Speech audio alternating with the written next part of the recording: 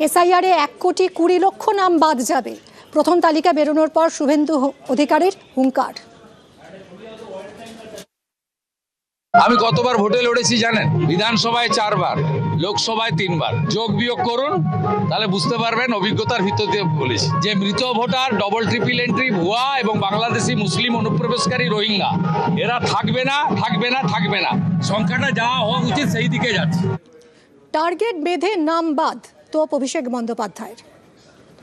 বিরোধী দলনেতা শুভেন্দু অধিকারী তিনি এসআইআর হওয়ার আগে তিনি বলছেন 1,25,00,000 নাম বাদ যাবে। শান্তনু ঠাকুর বলছেন 1,20,00,000 নাম বাদ যাবে। অমিত শাহ বলে না ক্রোনোলজি সমঝো, 58 লক্ষ নাম প্রথমে বাদ দেওয়া হলো। কালকে দেখানো হয়েছে যে ফর্ম 7 এর মাধ্যমে 5,48,000 মানে 5.5 লক্ষ, তাহলে 58 লক্ষ আর প্রায় 6 লক্ষ যদি আমি ধরি তাহলে কত হলো? 64 লক্ষ। 7,06,675 আন্ডার অ্যাডজুডিকেশন, তার মানে 64 আর 60 কত হলো?